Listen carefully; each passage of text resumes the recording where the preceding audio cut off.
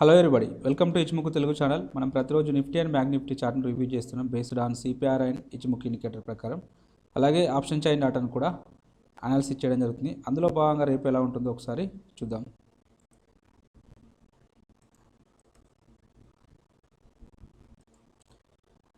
Nifty యొక్క intraday chart analysis చేసినట్టయితే ఈరోజు వైడ్ సిపిఆర్ అని రావడం జరిగింది. ప్రైస్ అనేది గ్యాప్ అప్లో ఓపెన్ కావడం జరిగింది. పర్టికులర్గా R1 దగ్గర ఓపెన్ కావడం జరిగింది. సో ఈ R1 బ్రేక్ చేసుకుంటూ అప్ సైడ్ అయితే వెళ్ళలేదు, ఓన్లీ అంటే ఒక క్యాండిల్ వెళ్ళింది. సో దానిపైన అంటే దీని హై పైన మళ్ళీ ఏదైనా క్యాండిల్ సస్టైన్ అయితేనే మనం ట్రేడ్ అయితే ఇనిషియేట్ చేయాలి. అలాంటి అవకాశం అయితే ఇక్కడ మనకు రాలేదు. సో కాబట్టి అంటే బై సైడ్ వెళ్ళాల్సిన అవసరం రాలేదు. At the same time cell side వెళ్ళాల్సిన అవసరం కూడా రాలేదు. ఎందుకంటే చాలాసేపు మార్కెట్ అనేది సైడ్ వేస్లోనే మూవ్ కావడం జరిగింది.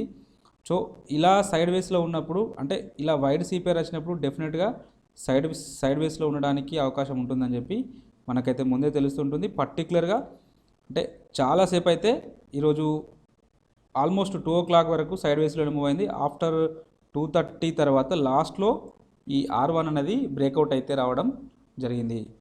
సో కాబట్టి అంటే ఇవాళ పర్టికులర్గా సిపిఆర్ ప్రకారం అయితే ఎలాంటి ట్రేడ్ లభించలేదని చెప్పచ్చు. పర్టికులర్గా ఏదైనా స్కాల్పింగ్ పర్పస్లో మనం ట్రేడ్స్ అయితే ఇనిషియేట్ చేయవచ్చు. ఇక్కడ చూడండి, మనం లాస్ట్లో ఒక డిస్కషన్ చేసిన అంటే హ్యామర్ ప్రకారం, ఇన్వర్టెడ్ హ్యామర్ ప్రకారం ఇక్కడ ఇది హ్యామర్, దాని తర్వాత దాని ఫాలో అప్ క్యాండిల్స్ రావడం జరిగింది. సో ఎంట్రీ ఇది అవుతుంది, స్టాప్ లాస్ అనేది ఇది అవుతుంది, టార్గెట్ అనేది 1:1 ఈజీగా అచీవ్ కావడం అయితే జరిగింది. ఇక ప్రైస్ యాక్షన్ ప్రకారం డిస్కషన్ చేస్తే ప్రైస్ అనేది ఒక లో ఫామ్ అయింది, నెక్స్ట్ మళ్ళీ ఒక హై ఫామ్ అయింది. సో ఈ హై అనేది ఈ అంటే బుల్లిష్ క్యాండిల్ తోటి దీన్ని బ్రేక్అవుట్ చేస్తే మనం బై సైడ్ వెళ్తాం, అలాంటి అవకాశం రాలేదు. సో మళ్ళీ ఎప్పుడైనా ఈ లో బ్రేక్అవుట్ అయితే ట్రేడ్ అయితే ఇనిషియేట్ చేస్తాం. సో అది ఇక్కడ బ్రేక్అవుట్ వచ్చింది, బట్ అది బుల్లిష్ క్యాండిల్ తోటి వచ్చింది. ఒకవేళ బేరిష్ క్యాండిల్ తోటి వస్తే మనం డెఫినెట్గా ట్రేడ్ తీసుకునే వాళ్ళం. అలాంటి అవకాశం అయితే మళ్ళీ రాలేదు.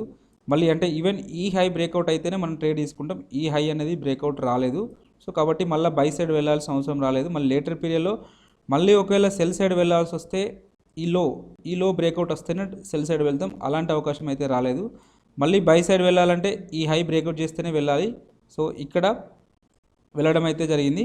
సో అంటే పర్టికులర్గా ఇక్కడ ఇది కూడా ఫాల్స్ బ్రేక్అవుట్గా అంటే ఫాల్స్ బ్రేక్అవుట్ కావడం జరిగింది. సో తర్వాత స్టాప్ లాస్ హిట్ కావడం జరిగింది. సో మళ్ళీ లేటర్ పీరియడ్లో మళ్ళీ ఒకసారి ఈ హై అనేది లాస్ట్లో బ్రేక్అవుట్ అయితే రావడం జరిగింది. సో అప్పుడు మాత్రమే ఇక్కడ ఇది కరెక్ట్ బ్రేక్అవుట్గా వర్కౌట్ అయితే కావడం జరిగింది. అంటే ఇవాళ ఆల్మోస్ట్ అన్నీ అంటే స్టాప్ లాస్ హిట్ కావడానికి ఎక్కువ అవకాశం అయితే ఉంటుంది. సైడ్ వేస్ అయితే మూవ్ కావడం జరిగింది. సో పర్టికులర్గా వైడ్ సిపిఆర్ వచ్చినప్పుడు మనం కొంచెం కాషియస్గా ఉంటే బెటర్. ఇక సప్లై డిమాండ్ జోన్స్ ప్రకారం మనం ఇవ్వబడిన జోన్స్కి ప్రైస్ అయితే రీచ్ కాలేదు. సో కాబట్టి వదిలేద్దాం. ఇక రేపటి రోజున చూద్దాం. ఇక్కడ ఒకటి మనం చూడొచ్చు, వితిన్ 5 minutes టైం ఫ్రేమ్లో ఇక్కడ ఒకటి మంచి మార్బోజు క్యాండిల్ రావడం జరిగింది, మొమెంటమ్ క్యాండిల్ రావడం జరిగింది. సో తర్వాత 2 బేస్ క్యాండిల్స్ రావడం జరిగింది, మళ్ళీ ఒక మొమెంటమ్ క్యాండిల్ రావడం జరిగింది. సో ఇక్కడ మనం ఒక సప్లై జోన్ను మార్క్ చేసినట్టయితే సో ఈ సప్లై జోన్ అనేది ఇక్కడ వర్కౌట్ కావడం అయితే జరిగింది చూడండి. సో మినిమం 1:2 టైమ్స్ పైన టార్గెట్ అయితే అచీవ్ కావడం జరిగింది. సో ఎగ్జాక్ట్గా ఇలా ఇది 1 o'clock దగ్గర హెవీ సెల్లింగ్ రావడం జరిగింది. టూ క్యాండిల్స్ అంటే వితిన్ 10 minutes లోపల ఒక బ్యారీ అంటే సెల్లింగ్ రావడం జరిగింది.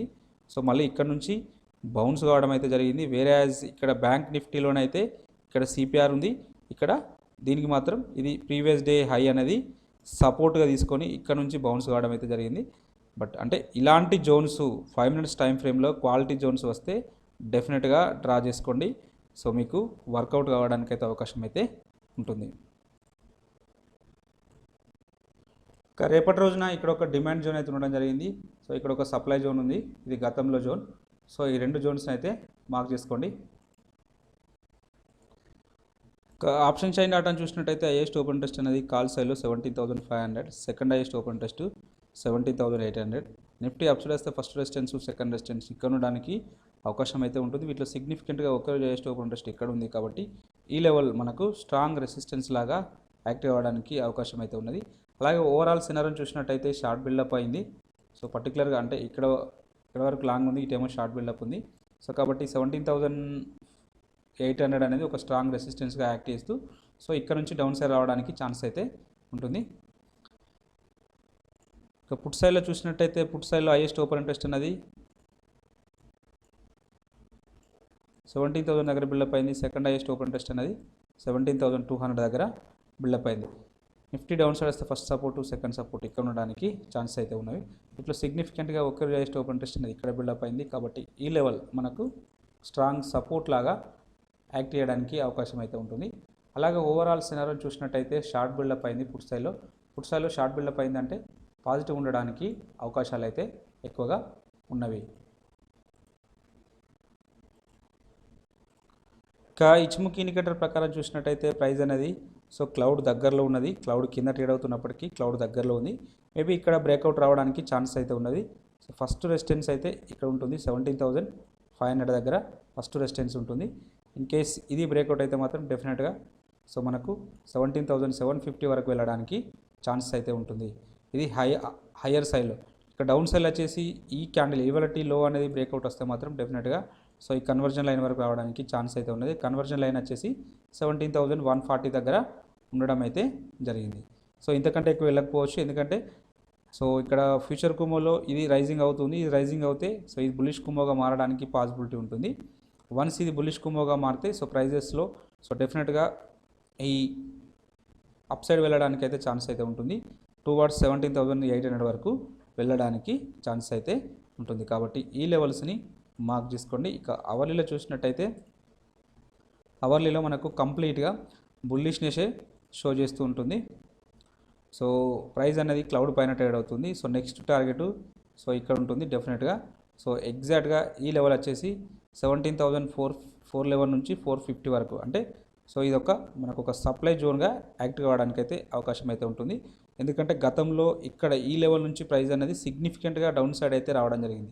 సిగ్నిఫికెంట్గా డౌన్ సైడ్ వచ్చింది కాబట్టి డెఫినెట్గా కింది నుంచి అప్ సైడ్ వెళ్ళింది అనుకోండి, ఈ 17,440 అండ్ లెవెల్ నుంచి డెఫినెట్గా మనకు కనీసం కొంచెమైనా డౌన్ సైడ్ అయితే రావడానికి ఛాన్స్ అయితే ఉంటుంది. ఇందులో 50% అయినా డౌన్ సైడ్ వస్తుంది. అలా వస్తే సో డెఫినెట్గా మనకు 17,300 దగ్గర ఒక స్ట్రాంగ్ సపోర్ట్ ఉంటుంది. అక్కడ నుంచి మళ్ళీ ఈ లెవెల్ని బ్రేక్ చేసుకుంటూ అప్ సైడ్ వెళ్ళడానికి ఛాన్స్ అయితే ఉంటుంది. ఇది అప్ సైడ్ సినారియో. ఇక్కడ డౌన్ సైడ్ సినారియో వచ్చేసి సో ప్రైస్ అనేది సో ఇవాళలో కింద ట్రేడ్ అయితే మాత్రం డెఫినెట్గా సో మళ్ళీ ఒకసారి ఈ లెవెల్ను టెస్ట్ చేయడానికి అయితే అవకాశం అయితే ఉంటుంది 17,000ని. సో కాబట్టి ఈ లెవెల్స్ని మార్క్ చేసుకోండి.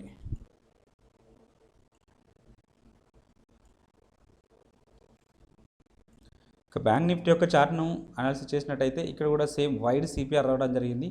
సో వైడ్ సిపిఆర్ వచ్చి ప్రైస్ అనేది గ్యాప్ అప్లో ఓపెన్ అయింది. పర్టికులర్గా R1 దగ్గర ఓపెన్ అయితే కావడం జరిగింది. R1 దగ్గర ఓపెన్ అయినప్పుడు 90% కేసులలో అంటే ప్రీవియస్ డే లో అనేది అంటే ప్రీవియస్ డే హై అనేది బ్రేక్అవుట్ వస్తే మాత్రం డౌన్ సైడ్లో డెఫినెట్గా సిపిఆర్కి అయితే పుల్ బ్యాక్ రావడానికి ఛాన్స్ అయితే ఉంటుంది.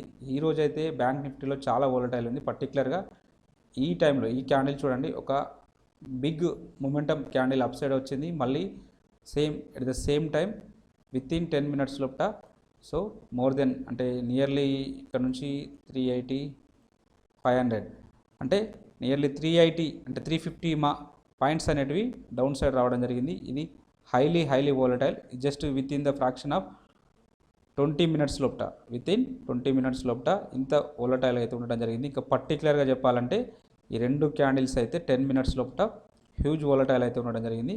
సో అంటే రిటైల్ ట్రేడర్స్కి అయితే చాలా స్టాప్ లాస్ అయితే హిట్ కావడానికి అవకాశం అయితే ఉన్నది ఈ క్యాండిల్స్ ద్వారా. సో డెఫినెట్గా సో ఇలాంటి అంటే మన వ్యూ ఎలా ఉండాలంటే సో ఇలా వైడ్ సిపిఆర్ వచ్చినప్పుడు మన వ్యూ డెఫినెట్గా సిపిఆర్ దగ్గర బయింగ్ కోసమే ఉండాలి. సిపిఆర్ దగ్గర బయింగ్ చేస్తే చూడండి, సో ఇక్కడ నుంచి మార్కెట్ అనేది డౌన్ సైడ్ వస్తుందో అప్ సైడ్ వస్తుందో మనకి ఏం క్లారిటీ లేదు. బట్ సిపిఆర్కి వచ్చినప్పుడు మాత్రం ఎక్కువ సార్లు ఇక్కడ సపోర్ట్ తీసుకోవడానికి అయితే అవకాశం అయితే ఉంటుంది. చూడండి, సో ఇక్కడ స్మాల్ క్యాండిల్ మనం రిస్క్ బేర్ చేసినట్టయితే so it is more than enough. అంటే 1:2 times పైన టార్గెట్ అయితే అచీవ్ కావడం అయితే జరిగింది.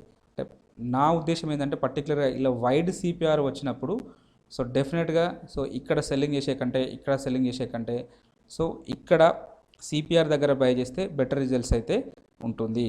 సో ఇక్కడ సెల్ చేసే కంటే ఇది బెటర్ ఆర్ఆర్ అయితే ఉంటుంది. సో చూడండి, ఇక్కడ సెల్ చేసినాం అనుకోండి, ఫర్ ఎగ్జాంపుల్ మనం ఇక్కడ సెల్ చేస్తే మన స్టాప్ లాస్ ఇక్కడ ఉంటుంది. స్టాప్ లాస్ అయితే హిట్ కావడం జరిగింది. ఇన్ కేస్ మనం ఇక్కడ సేల్ చేస్తే సో ఇక్కడ మనకు అది స్టార్టింగ్ అవర్స్లో వచ్చింది కాబట్టి మనం 15 మినిట్స్ వరకు ఎలాంటి ట్రేడ్ తీసుకోము కాబట్టి సో ఇక్కడ ఆపర్చునిటీ రాలేదని చెప్పవచ్చు. సో కాబట్టి సో ఇలాంటి లొకేషన్స్ దగ్గర బై చేయండి, డెఫినెట్గా ప్రాఫిట్లో ఉంటారు. ఇక ప్రైస్ యాక్షన్ ప్రకారం డిస్కషన్ చేసినట్టయితే సో ప్రైస్ అనేది సిగ్నిఫికెంట్గా ఒక లో అనేది ఫామ్ కావడం జరిగింది, మళ్ళీ ఒక హై ఫామ్ కావడం జరిగింది, మళ్ళీ ఒక లో ఫామ్ కావడం జరిగింది. ఎప్పుడైతే ఈ లో బ్రేక్అవుట్ అవుతుందో మనం ట్రేడ్ అయితే ఇనిషియేట్ చేయవచ్చు.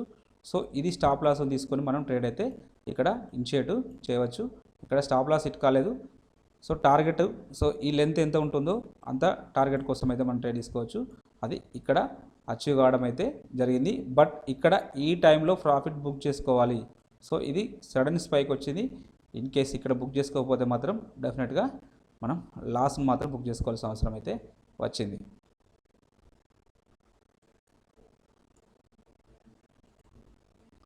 ఇక సప్లై డిమాండ్ జోన్స్ గురించి డిస్కషన్ చేస్తే మనం ఇక్కడ ఒక జోన్ ఇవ్వడం జరిగింది.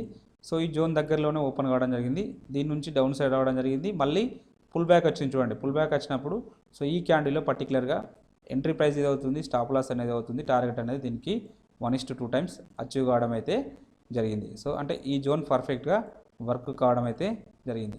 ఇక ఈ జోన్ దగ్గరికి వచ్చేసరికి ఈ జోన్ దగ్గర సో ప్రైస్ అనేది మనకు సో పర్టికులర్గా ఒక క్యాండిల్ అనేది ఇక్కడ బులిష్ క్యాండిల్ అనేది లేదు.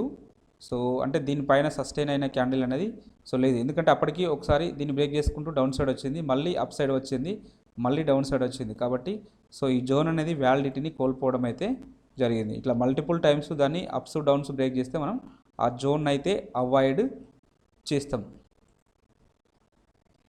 ఇక రేపటి రోజున చూసినట్టయితే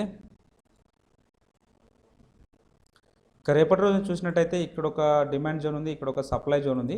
సో ఈ సప్లై జోన్ అని కూడా ఏం చెప్పలేము, ఎందుకంటే ఇక్కడ ఇది మల్టిపుల్ టైమ్స్ ఇక్కడ సపోర్ట్ రెసిస్టెన్స్ ఫేస్ చేసింది. కాబట్టి ఇన్ కేస్ రేపు ఒకవేళ గ్యాప్ అప్ ఓపెన్ అయితే డెఫినెట్గా ఈ లెవెల్కి వచ్చినప్పుడు మళ్ళీ ఇక్కడ ఇది డిమాండ్ జోన్గా యాక్ట్ అవుతుంది. సో అందుకోసం మనం ఈ జోన్ ఇలానే ఉంచుతున్నాను. సో ఇక్కడ ఒక డెఫినెట్గా ఇక్కడైతే పెండింగ్ ఆర్డర్స్ ఉంటాయి. ఇవాళ విక్ మనం 5 మినిట్స్ టైం ఫ్రేమ్లో చూసినప్పుడు ఇక్కడ విక్ అయితే చూసినప్పుడు సడన్గా స్పైక్ అనేది రావడం జరిగింది. కాబట్టి డెఫినెట్గా ఇక్కడ కొన్ని పెండింగ్ ఆర్డర్స్ అయితే ఉంటాయి. ఆ పెండింగ్ ఆర్డర్స్ కోసం ఇక్కడికి వచ్చినప్పుడు డెఫినెట్గా రిజెక్షన్స్ ఉండడానికి అవకాశం అయితే ఉన్నది. సో ఈ రెండు జోన్స్ని అయితే మార్క్ చేసుకోండి. ఆప్షన్ చైన్ ఆట చూసినట్టయితే హైయెస్ట్ ఓపెన్ టెస్ట్ అనేది కాల్ సైడ్లో ఇక్కడ బిల్డప్ అయింది. సెకండ్ హైయెస్ట్ ఓపెన్ టెస్ట్ అనేది సో ఇక్కడ బిల్డప్ అయింది 36,500 దగ్గర. బ్యాంక్ నిఫ్టీ అప్సైడ్ వస్తే ఫస్ట్ రెసిస్టెన్స్, సెకండ్ రెసిస్టెన్స్ ఇక్కడ ఉండడానికి అవకాశం అయితే ఉన్నది. ఇట్లా సిగ్నిఫికెంట్గా ఒకరి హైయెస్ట్ ఓపెన్ టెస్ట్ ఇక్కడ బిల్డప్ అయింది. కాబట్టి ఈ లెవెల్ మనకు స్ట్రాంగ్ రెసిస్టెన్స్ లాగా యాక్ట్ కావడానికి అవకాశం అయితే ఉన్నది. అలాగే ఓవరాల్ సినారియోని చూసినట్టయితే షార్ట్ బిల్డప్ అయింది కాబట్టి నెగిటివ్ ఉండడానికి అవకాశం అయితే ఎక్కువగా ఉన్నది.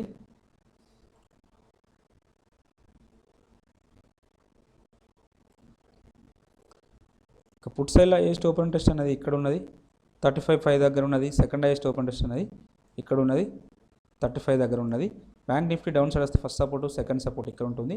ఇట్లా సిగ్నిఫికెంట్గా ఒకరోజు హైయెస్ట్ ఓపెన్ టెస్ట్ ఇక్కడ బిల్డప్ అయింది. కాబట్టి ఈ లెవెల్ మనకు స్ట్రాంగ్ సపోర్ట్ లాగా యాక్ట్ కావడానికి అయితే అవకాశం అయితే ఉంటుంది. అలాగే ఓవరాల్ సినారియోని చూసినట్టయితే ఇక్కడ కూడా షార్ట్ బిల్డప్ అయింది కాబట్టి పాజిటివ్ ఉండడానికి అవకాశం అయితే ఉంటుంది. సో వీళ్ళు నెగిటివ్ అంటున్నారు, వీళ్ళు పాజిటివ్ అంటున్నారు. సో ఓవరాల్గా మనకు సైడ్ వేస్ ఉండడానికి కూడా అవకాశం అయితే ఉన్నది. చూద్దాం.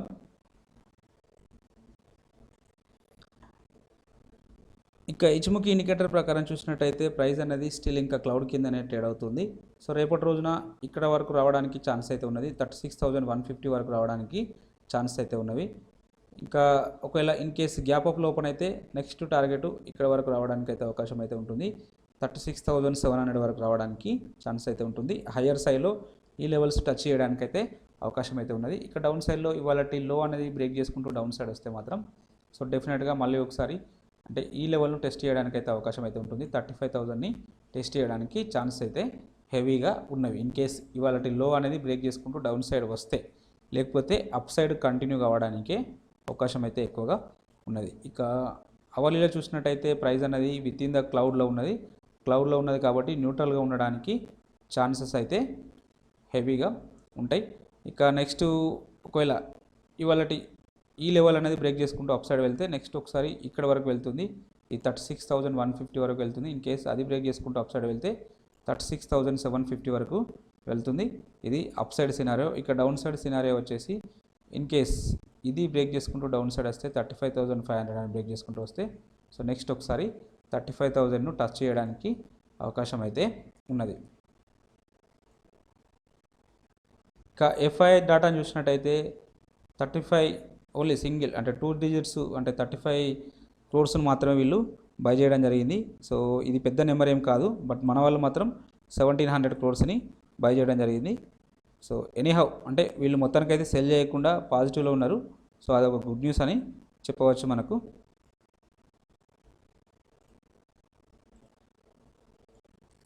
ఇక ఇంట్రాడే పర్పస్లో ఈ స్టాక్స్ని అయితే వాచ్ లిస్ట్లో తీసుకోండి. సో నారో సిపిఆర్ ఉన్నాయి, ట్రెండింగ్ ఉండడానికి అవకాశం అయితే ఉన్నది. మీకు ఈ కంటెంట్ నచ్చినట్టయితే తప్పక లైక్ చేస్తూ షేర్ చేయగలరు, అలాగే సబ్స్క్రైబ్ చేసుకోగలరు. Thank you everybody.